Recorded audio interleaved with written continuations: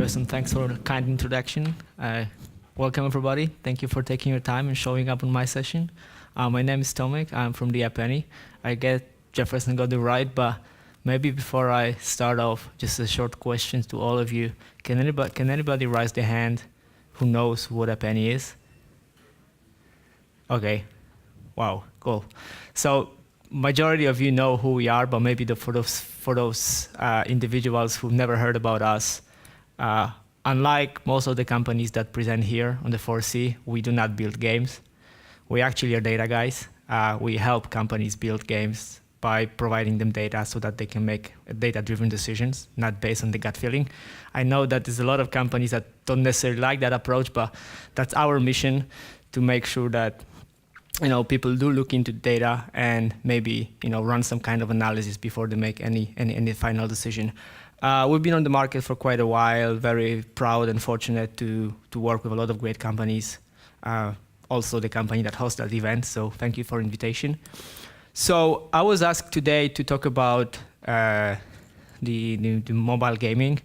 And as you can imagine, since we are a data company, there's going to be a lot of data in the presentation, which might be a bit tough for some of you. So that's why I decided to kick off with a short quiz. Just a very short question.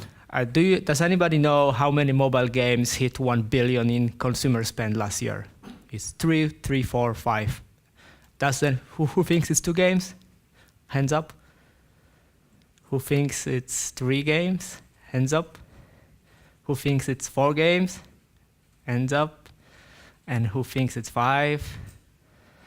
Well, surprise, surprise, it's 4. I guess if I'd ask you which games these are, majority of you might not necessarily know the answer, mostly because these games are coming from China, or actually Asia. So it's Monster Strike by X-Flax, Fate Grand Order by Aniplex, Lineage 2, and Honor of Kings. And by the way, Honor of Kings made 1.7 billion, so let's honor the kings. So if I want to kick off, and look at the gaming market as a whole, mobile gaming market as a whole, I just want to make sure that, you guys are aware that we talk about the iOS and Android platforms. I know that there are more platforms out there, but we definitely measure just those two because, it represents the majority of the market. And I think it's worth understanding that both iOS and Android, they're completely different worlds, right? So if you ever think about building a game, or you might have built the game already, the mobile game, you probably realize that most of your monetization efforts are actually coming from iOS platform. This is because the iOS users are usually, on average, older and have bigger purchasing power, whereas the most of the downloads growth is coming from the Android platform, right? Which would be like 76%. This is mostly because younger audience has access to Android phones rather than iOS phones. And especially in the developing markets, there is a higher Android penetration. If you would like to break down these two charts into specific markets and understand how different markets behave in terms of monetization and download growth, well, then I'd like to introduce you to our market maturity model. I mean, this chart looks a bit complicated, but bear with me. I'm going to break it down, so it's actually not that difficult. So we're going to look at 2 axes. So the y-axis is the volume, and the x-axis is the time, right? And we have basically 3 lines. The blue line, which is the revenue, the teal line, which is app usage, and the gray line, which is downloads. So basically, if you get your first phone, right, you go to the App Store or you go to the Google Play and you try to find the game that you like. This is basically the very first stage of the market maturity model when people do look for the new games, and that's how they generate a lot of volumes. But then eventually you're going to find out the game you like, and you keep playing it. And that's when the retention grows. That's where the basically app usage grows, which then eventually gonna be translated into the monetization, right? So if you think about all those markets out there, certain markets are still at the very early stage when people do look for the games and generate massive volumes. These are predominantly the developing markets such as India, Indonesia, Vietnam, Turkey, Brazil. Then most of the European markets, both Western European, Central European, and also Russian and CIS countries, would be sitting somewhere in the middle, which basically means that most of the people have most likely found at least one game that they like to play, and they keep engaging with that game and do not necessarily look for that many new titles. And at the very, very end, there are the most developed markets like South Korea or Japan, when basically the app habits are already established. And people don't necessarily look for that many new titles, but rather than that, they spend most of their time into the game that they like, and that's where the monetization opportunity is the biggest, right? So that's something worth keeping in mind, especially if you think about the whole soft launching and game promotion. You must pick the right market depending on what's the condition and the stage of maturity of the market is. But if you want to make a step back, contrary to some comments, I've heard some on the conferences I'm not going to name that mobile gaming is stagnating or might be dead soon. Well, that's actually far from being true. If you look at the downloads curve, we see a very steady and healthy growth for the entire both iOS and Android combined. And also, that shows sort of that there are very few or actually none signs of maturity, right? It's still a very healthy market. Interestingly enough, if you look at the time spent in the apps, so which is the number of frequency, how many times people do interact with games, it's also growing, right? Which would indicate that, especially on the market that I've mentioned as being in the middle stage of the maturity, right, where people don't necessarily download an app, but they actually spend more time in the apps. You see that also in the 2016, there's been a bit of a peak in the app usage. Any guess what that could have been due to? Pokemon. Well done. That's actually exactly Pokemon Go spike, which we're going to talk about a bit more in a second as well. So again, very healthy market, and no sign of aging or maturity. This, as I mentioned, the app usage, the games consumption does vary across the market. There's no surprise that Japan and Korea as the market, that at the very end stage of the market maturity model are the ones that basically attracts most time of it from the gamers. It's more than 1 hour a day.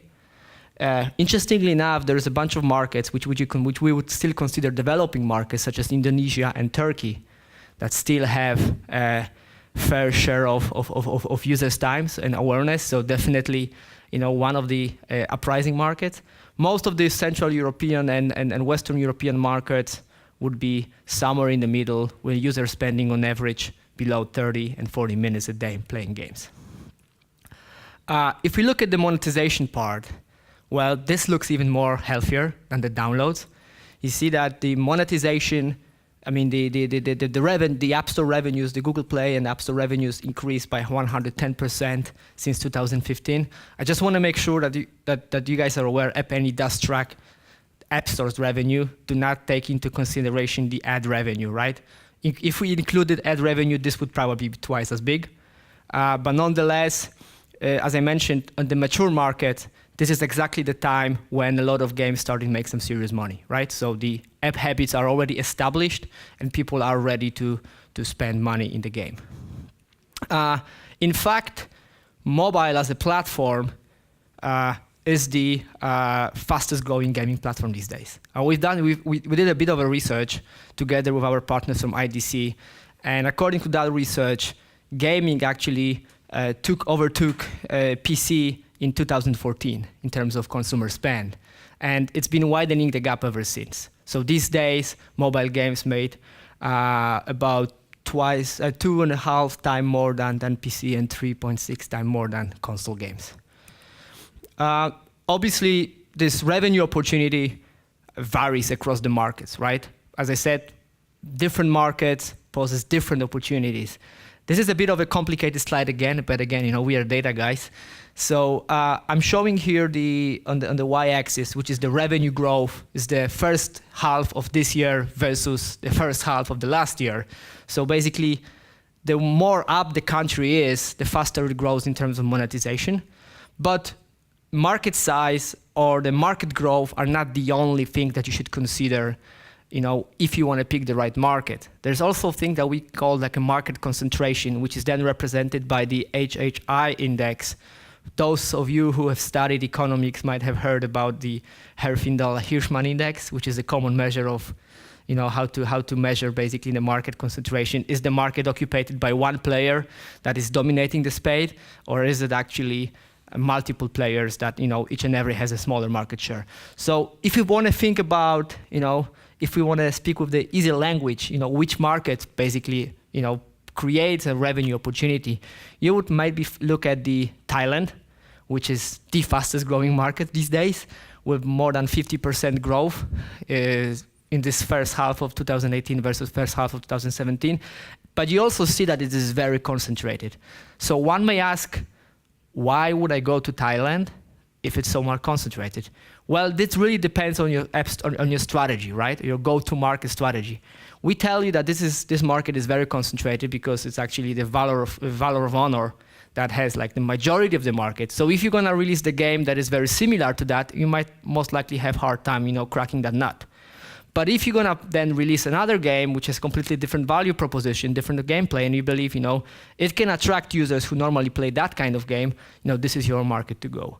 If you think about those markets that were at the far right of the maturity model, sorry, that was a question? China, that's a very good point. China is missing because we do not have visibility into Android part of China. As you know, maybe some of you know that, Google Play is like less than 3% in China, right? So there's what we call the third-party Android stores. And this is something we're working on, but we don't have the full visibility yet. That's why China is excluded. If I had to place China, I would place it somewhere here. It's bigger than US, so the size of the bubble would be bigger. Would probably cover half of it, of this chart. But it's also fairly concentrated, especially dominated by the local players, right? Yet there are some examples of successful European companies that made it into China. If you guys want to learn, then happy to talk about it after the session. So let us then move on and maybe leave, let's say, the bird's eye view on the economy and focus on the specific gaming genres. But again, since there's a lot of data, let's start with a short quiz. Does anybody know what was the most downloaded game in 2018 year to date? A, Subway Surfers. Hands up. Subway Surfers, for those of you who do not know, that's one of the oldest endless runners, right? You basically run the guy, try to avoid the guy who chases you because you have no ticket. PUBG, a lot of hands. Helix Jump. Does anybody actually know Helix Jump? Okay, but no, just few hands, right? Okay, and then Candy Crush. I bet you've played it in Metro. So you guys are all wrong because it's Helix Jump. Apart from few guys who actually made it right. Helix Jumps is one of the no-name games that you probably never heard of, but you might have played it. This is what you call the hyper-casual game. Something I'm going to talk a bit more in details in a second. There is a dropping ball, and you need to find the path for it. You can play it with one finger. So that's the most downloaded game. Subway Surfers number 2. But if you think about which game, if you want to answer the simple question, which game made it in the last 12 months, right? These are this exclusive club of 100 million in consumer spend games, and there are 7 of them in the last 12 months. So I'm looking from September to the end of August, and you see that these are all games coming from very established companies, right? I mean, maybe the other people will figure out, okay, well actually I just know Fortnite. Well, that might be the case because the other games are coming from China and Asia, so not necessarily that popular in Europe. But I think one of the things that is worth keeping in mind is one may say, hey, I keep looking at the top charts and I keep seeing the same games and the same publishers. There is no opportunity for me. Well, that's actually very not true. I mean, if you're going to look down the charts, there is still a massive opportunity for the games, to break out in the mainstream. And in fact, if you look at the number of games that made 5 million in consumer spends, there's a growing number of those games, right? So it's actually grew from 600 in 2015 to 950 in 2017. I've actually double-checked the stats for this year, and maybe just a rough guess, you guys, if you would just take our region here, let's say Central Europe, which would be like Czech Republic, Germany, Poland, Slovakia, Russia, and let's say Commonwealth of Independent State. Any guess how many games made 5 million in revenues in this year? 10? 20? 50? Yeah, you close. 100? Now it's actually around 70, but still between 50 and 100. So there is a massive revenue opportunity out there, and a lot of games that are not necessarily Fortnite and likes like this, still make up here, some ready to make some good money. But then let us look a bit more into specific genres, right? So essentially, like if you are an indie studio and you're working on the game and you would like to sort of, I know Victor mentioned at the very beginning that in order for your game to make it out, it needs to be good and it needs to be fun for the players. Well, I can't agree more with that, but still, we do encourage our clients to look into the data, to make a bit more informed decision about which genres are actually getting popular and which genres are making money. So what I'm gonna what I've tried to visualize here is the most popular gaming genre for Android this time, and you see that all these categorization actually are coming straight from the Google Play. So that's a Google Play categorization, and I know by heart that this is not an ideal breakdown. In fact, from my experience, I can tell that most of the gaming companies follow their own definitions and they segregate, slice and dice gaming genres in their way. But this is a bit of the compromise because if I had to follow the definition of each and every gaming publisher, we wouldn't be able to come up with any breakdown. So I'm just gonna stick to the let's say most traditional breakdown, even though it's not perfect, because if you're gonna look at the game action, which is, according to our data, the biggest gaming genre in terms of downloads, with more than 3.5 billion downloads in the last 8 months. It basically aggregates most of the Battle Royale games, but it also aggregates Subway Surfers, which is a endless runner, right? But nonetheless, that is the biggest gaming genre. And also, if you look at this axis, when I'm showing the download change, which is the delta between downloads in the first 8 months this year in comparison to the previous 8 months, you see that the action games also grow with around 20% pace, right? Interestingly enough, number 2, game casual. I bet most of you have played like Angry Birds or Candy Crush Saga at least once in your life. You see that it still has a lot of downloads. It will be like 2.5 billion, but the growth is stagnating. In fact, it has decreased by, I think, 1 or 2% in comparison to the last 8 months. 2 reasons for that. Basically, cost per install, so the acquisition cost is extremely expensive. Those games are mostly targeting elderly women. Very, very, very, very, very expensive target. Secondly, there hasn't been really any new hit release in the last 8 months. The games that you all associate with, I don't know, Match 3, for instance, are still there, still doing, very good, but there hasn't been anything new. That's why the downloads growth has decreased. Then the arcade genre, you see, still, number 3, more than 2.5 billion, but very healthy growth. This is where most of the hyper-casual games are actually falling into, right? And this is something I'm going to talk about a bit more at the end of my presentation. But basically, hyper-casual games, very cheap games to produce. You can play with one finger, right? You jump the ball, jump the cat. They all fall here into arcade. And something I also want to draw your attention to is the game strategy. Game strategy. This kind of genre that's been here, that's been very successful for a very long time. It is actually still very successful. If you think about the LTV or average revenue per user, it's among the best grossing genres. Yet, in terms of downloads, it has slowed down a bit. The reason is, there is a lot of saturation. There have been quite a few games released, when it comes to this genre, and the acquisition costs are also extremely high. That's why, in comparison to the other genres, such as action or arcade, it's way, way behind. Let us actually look a bit deeper into game strategy and game action. So when I saw this chart for the first time, I said, well, this cannot really be. Strategy. We work with a lot of game strategy developers, and I know they are among the most active players when it comes to user acquisition. Why is the genre in general not doing that well? Well, if you look at the time spent in the games, right? So the blue columns is the time spent first 6 months 2018. Blue teal column is the time spent in 2017. You see that for most of the genres, except casino and strategy, people do spend more time this year than the previous year. But strategy, you see that there's been a massive drop. At the same time, you see that on the action part, which is mostly battle royale games, it went up dramatically, right? I mean, there is a theory that a lot of people actually migrated from this genre here. Could be one of the reasons.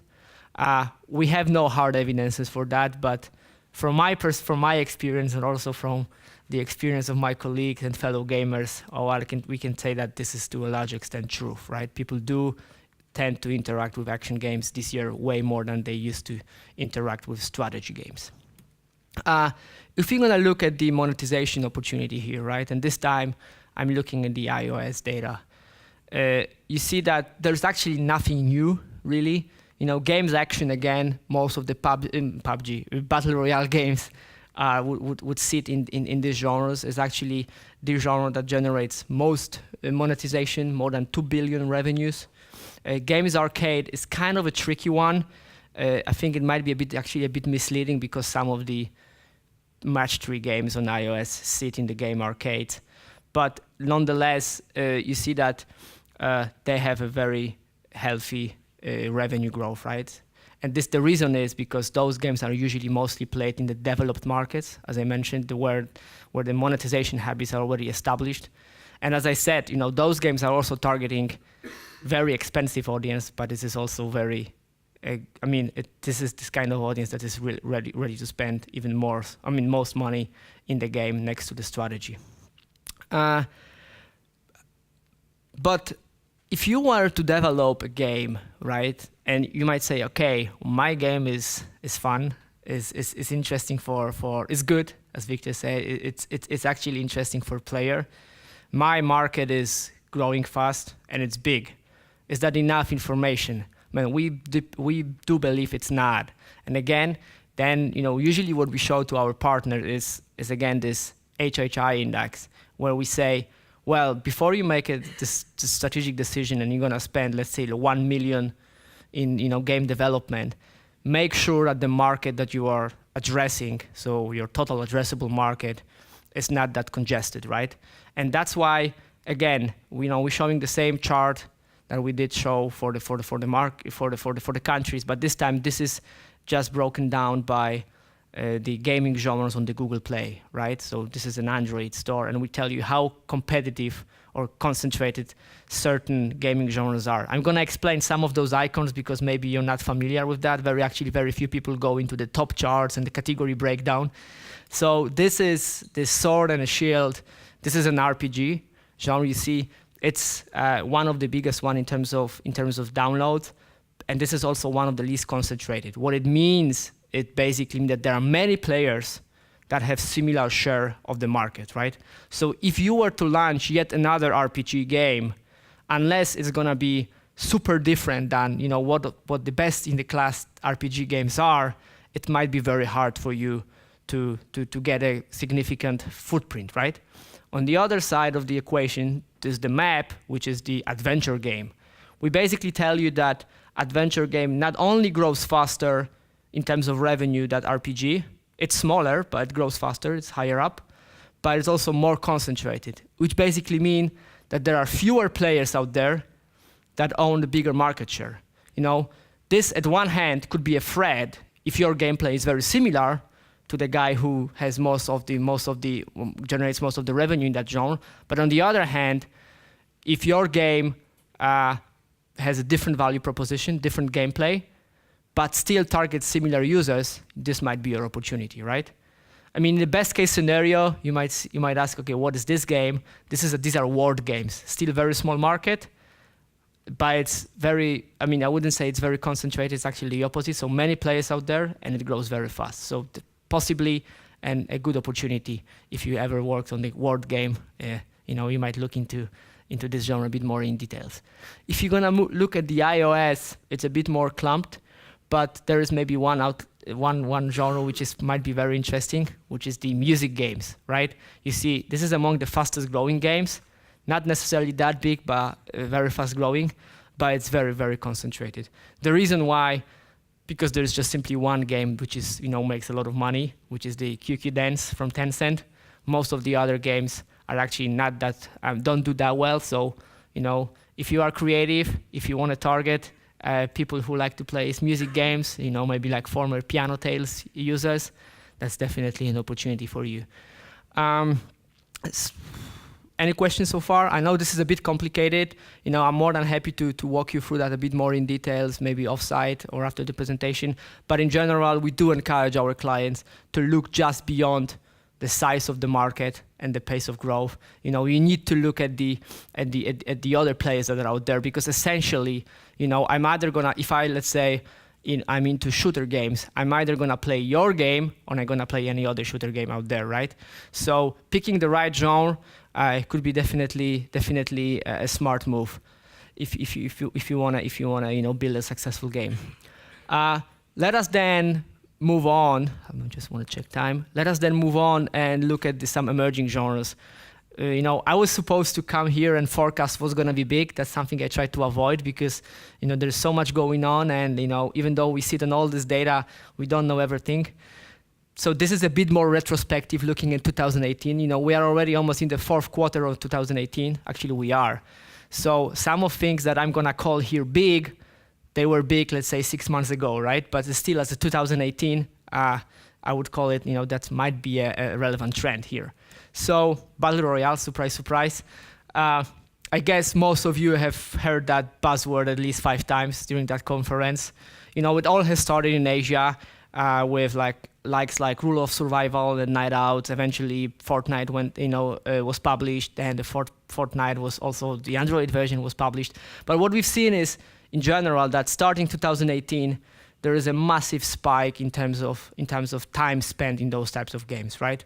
A lot of people moved to that genre, maybe also from strategy. Maybe there's also a lot of different gamers that actually really fell in love with this kind of gameplay, and it's been doing pretty well. However, I want to put that into perspective. Even though that's one of the emerging trends, the Battle Royale, if you compare that to the other gaming genre, you see that it's still a tiny bit. It's 3% of time spent in the games is actually being spent in Battle Royale. And we already call it big. To put it even more into perspective, I promised you some news about the Pokemon Go. This is how it looked like when the Pokemon Go went out. When the Pokemon Go went out, almost 40% of time spent in games overall was spent in the Pokemon Go. So that was a much bigger phenomenon, right? So it's always relative, but yet, I do agree that that Battle Royale games are still on the rise, and as for now, show no sign of maturity. Idle games. Actually, I was not entirely sure whether I should pick these ones, because if you look at the absolute numbers, this is not a genre that is that big. And maybe actually, before I move on, a quick question to the audience. Do you know what the idle games are? Yes, no, yes, no. Okay, so I might actually provide a bit of the definition here. So idle games are actually games that do not encourage user to spend that much time in it. You don't get penalized if you don't interact with the game that often. I mean, you can click, but eventually, if you don't do anything, you can also level up. It's kind of a new genre. As I said, in total numbers, it's not that big. But if you look at just at the certain few games, that are considered to be the best in class, you see that there's been a massive increase in downloads. This has been mostly driven by party masters from Legendary and Cash Incorporated. And also, what is even more important for the game developers is obviously the monetization opportunity, right? Which has actually increased 4x in the last 2 years. This is mostly to the idle miner. These games, even though they do not require you to spend that much time playing them, still attract a lot of your time. So definitely a good sign. Again, getting back to my market maturity model, you see that spiking downloads doesn't necessarily mean everything. You also need to look at the usage, and eventually this will be translated into revenues. Hyper casual. I have not that much time left, but yet I'm going to talk a bit more about hyper casual. These are this is the genre that has seen a lot of success. We're talking about 700 millions, and this is just top 4 publishers of hyper casual games. And this started actually late 2017 when the first hyper casual games turned out to be successful, and it actually hasn't slowed down at all. There are more and more companies, well-established companies, that are actually pivoting towards hyper casual games for 2 reasons. So first reason is to produce a hyper casual game is very cheap. We really talk about from few $100s to maybe few $1,000s. These are very easy games to play. In general, if I had to define, what hyper casual game is, it's a game without a story, which is easy to play, hard to master. You can actually play it with one finger, jump here or move the block. Those kind of games, as I said, are very cheap to build, and actually the most successful publishers build those games at scale. If you think about how many games the best-in-class publishers have released, this is just the very first 6 months of this year. You see that I had to anonymize the name, unfortunately, but you see that the best-in-the-class publishers, they launched more than 50 apps, 50 different hyper-casual games within the 6 months, right? Which is basically close to 8 to 12 games a month. Imagine how long you've been working on your games. It's probably much longer than that. And interestingly enough, as I said, the app velocity, so number of games that you release, is one factor. But the second factor is also the smart user acquisition, right? As I said, increasing costs for user acquisition might be the biggest obstacle for your game if you want to grow it. Those guys are actually get very smart with it because they release so many games, they were able to cross-promote the titles within their own games, right? So basically, if you download any of the hyper-casual games, I guarantee you're gonna get bored with it after 2 months maximum. But then, instead of deleting the game, you will actually be teased by other games released by the same publisher who will show an ad of the other game in his game that you've played, right? So if you have, if you release 50 games, in half of a year, there is a high chance that you're going to get a lot of volume, and then you can basically use your inventory to show other games, right, that you're going to release. And simply because I know that you've played one of my games, there is a high chance that you're going to play another game if I'm going to show you that there is another game that I just launched. And basically by cross-promoting their own titles, those games, the best-in-the-class hyper-casual games publishers managed to get a significant scale, right? And we're talking about millions of downloads in general. This is, I try to visualize that on that chart. So the blue column tells you, how many games those guys released in the last 6 months. The red column tells you how many of those games that they've released actually hit 1 million in downloads. And the teal column tells you how many of those games hit 5 million in downloads, right? So if you look at games like publisher number 2, publisher number 5, or publisher number 6, you see that they have very high, what I call the success rate, right? So let's say publisher number 2, out of 55 titles that 53 titles that they released in 2018, more than 40 of them actually get 1 million in downloads, right? Which is a pretty damn amazing result if you think about the whole cross-up promotion and usually the difficulties that most of the game publishers have when they push their games. And also, almost 35% of their games hit 5 million in revenues, right? In downloads, sorry. So again, this type of games have proven themselves to be very successful, mostly again due to the 2 main elements: cheap production and smart user acquisition. Very last trend, what I would say, appointment game. Is anybody familiar with that term? Actually, I do believe we made it up ourselves in a penny. Maybe that's why. I would say call it trivia games. Has anybody heard about HQ Trivia? Some people nodding, not that many though. So for those of you who have never heard about HQ Trivia, that was one of the first games, which is actually a live trivia show that airs twice a day, right? It started in the US, then it moved to UK and Germany. Then upon that, a massive success that you see here, you see how much time people spend in those kind of games. It just, as again, the trivia show lasts like 15 minutes and it airs twice a day. You need to answer 10 or 15 questions, and if you make it, you basically win cash. And there's been a lot of clones, let's say local clones, like there's one in Turkey, there's one in Russia. Basically, it's kind of like a phenomenon, right? People at 8 o'clock in Europe just take their phones and play for 15 minutes this trivia show. Maybe they're gonna win some cash. I never have won anything, but a friend of mine did. And that's something that we've seen growing.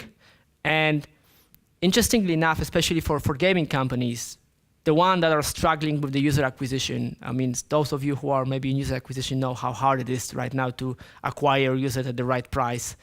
And actually most of the gaming companies to a certain extent rely on the paid acquisition, around 40%. The best in class user acquisition team have actually spotted an opportunity in the rise of trivia games. They've actually decided, well, since they generate so much of attention of users, maybe we should run some campaigns in the HQ trivia, right? And this Peak Games, the guys behind Toon and Toy Blast, the match 3 games, hailing from Turkey, were among the first gaming publishers who actually run a sponsored trivia show, right? So the guy basically runs a trivia show and say, hey, by the way, check out this game. It's great, everybody in our office plays it. There's been a bit of a gameplay show in the trivia, but it just was more like a verbal advertisement. Yet, what they actually figure out is that the people who play HQ Trivia are very likely to play any other casual games, right? I mean, this metric here at 41x, 3.x is our internal proprietary metric called Affinity. So we tell you that the HQ Trivia players are, for instance, 2 times more likely to play Candy Crush than the average population, which basically means that the audience is basically the same audience that watches the HQ Trivia and apps alike is most likely to play casual games. So they ran this show, and they ran this sponsored show, which was actually at the time of the NBA Finals. On each day of the NBA Final, they offered 100,000. I mean, day one, $100,000 for the winner. Day two, 200, all the way up to 700 for Game 7. And they saw a massive spike basically in traffic during the time when the show aired. So this has proven very successful. It wasn't cheap, but again, this opened doors to let's say the new user acquisition channel. And there's been a lot of companies that followed Peak Games, and then also essentially not only games but also brands like Adidas or Nike after seeing that much of a success. So I guess that would be it from my end. Just wondering if there are any questions.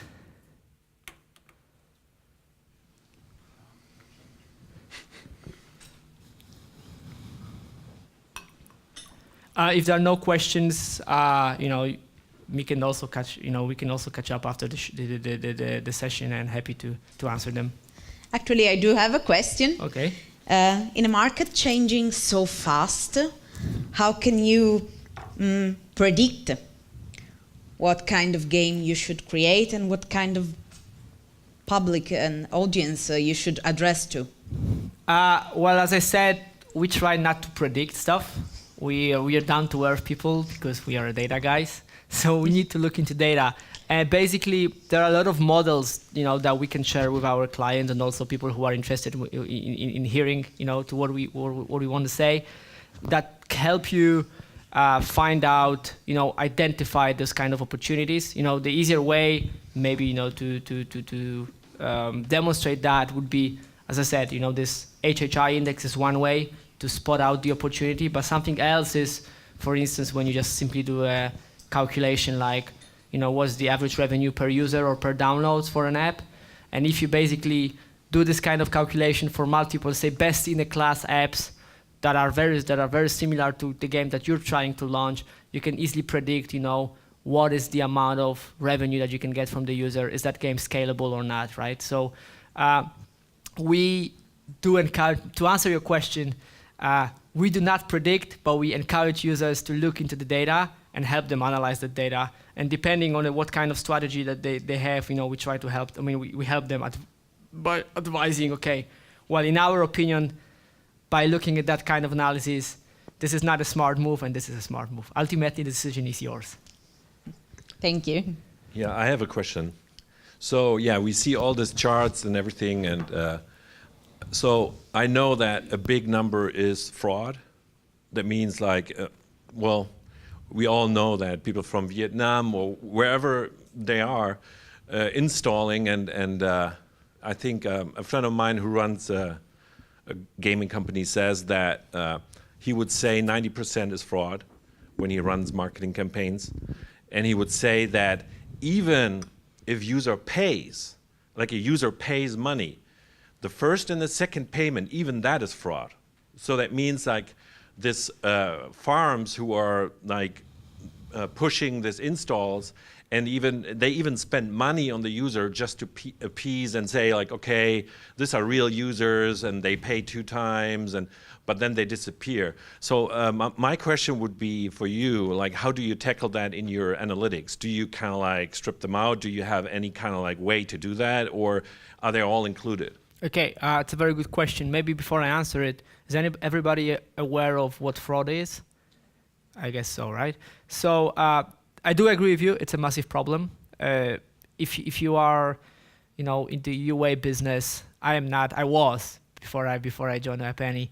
That's definitely something that makes the whole thing a bit more complicated, right? Essentially, how we tackle that in our analytics. So first of all, I don't want to talk about how we come up with this data. This is something we're very transparent and open about, but it's going to take a bit too much time. But essentially, we base to a large extent, what Google Play and Apple shows, right? So in that sense, I do agree that there's a lot of click farms and a lot of empty downloads. But then basically, we at Affinity, we show a range of metrics. I demonstrated just basically few metrics such as download revenue and maybe active users. In reality, we have from 15 to 25 different metrics that helps you analyze and get smarter about actually, is the audience that the game A acquiring actually a paying audience or not, or is it an active audience or not, right? Then you basically move beyond just download and beyond just revenue. You look at the usage frequency, you look at the time spent, you look at the average session duration, and so on and so on. Essentially, we are not able to eliminate this phenomena completely, because from my experience, I can tell that fraudsters, the high-level fraudsters, are always way ahead, or at least 2 steps ahead of the industry, and basically industry follows. But at the same time, most of the good game, smart UA teams are actually smart enough to exclude this kind of phenomena at scale, right?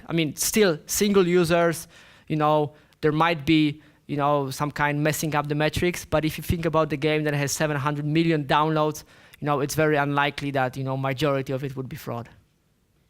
Well, yeah, I understand that. So, if I pay $15 or much or more for one user, especially from for a company that kind of like tries to break into the market or tries to promote a game, so for when I look from a developer perspective or a publisher perspective, I have all the risk. So I try to go to like marketing companies and say, okay, you should take over some of the risk. Because basically what they say is you do a test campaign, you run your campaign, and then it turns out like, okay, yeah, it didn't work out that well. You spent a lot of money with us, and yeah, it may be your game. Yeah. So so it is like I'm kind of like trying to get a plumber in my house fixing my sink, and he starts fixing it, and then say, okay, yeah, it's maybe not the right sink. You have to pay me, yeah. Well, I totally agree with you. So what is that? So how? I don't know a solution for that, but it freaks me out that when I hear that, yeah, like 90% is fraud, and then I pay $15 for this, and now like the next step is people start the fraudster even starts spending money, what is the next step? I mean that's a very good question. Of we are not a UA company in that sense, though. I personally do agree with you, and I'm not gonna stand here and defend the most of the networks because it's actually I do believe they are to blame as well. Well, thank you, anyways. I can just tell you maybe to wrap it up with a bit more of the positive message. There are companies, I can't tell the names, but you can Google for that actually sued networks for being not transparent and for selling this kind of bullshit as you just mentioned. I think it is a closed circle. In my personal opinion, there is not enough desire, let's say, on the market to make it transparent. And, those companies make living out of your $15 for a user and then telling you, well, we didn't screw up, it's your game to blame. On the other hand, I can tell that best-in-class UA team can cope with that. There's a growing number of tools, not our tool, that's not what we do, but there's so many other tools that are doing fantastic jobs in helping you filter that out. Again, you're still going to be 2 steps behind, the smarter fraudsters, but there is a way that you can avoid losing money at scale. Okay, unfortunately, we run out of time. If you have further questions, you can contact Tomek maybe later and catch up with him.